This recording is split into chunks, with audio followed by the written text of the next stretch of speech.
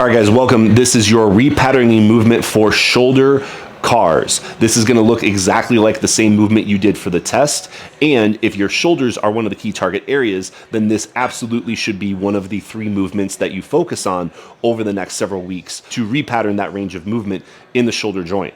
Just like before with the test, if you experience any sharpshooting pain or discomfort, please don't push through that pain. Make note of it in your workbook, in your journal, or in the app, and be sure to come back to that as you continue to do this so that you can see your progress as you go. We're coming up to a wall, and you do want a blank wall. You want to start with either the shoulder or the hip touching the wall, whichever for you is widest.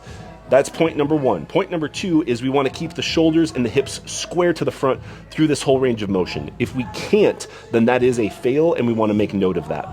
In order to do this, you're going to start with the back of the palm to the wall.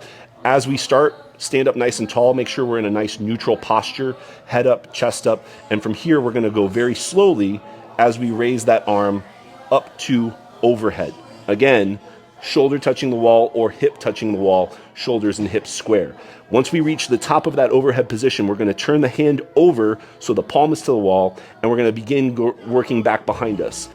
Once you get back behind you, you want to turn that hand back over again so that we're making sure the shoulder is safe, so the back of the palm is to the wall, and finish that motion down to your side.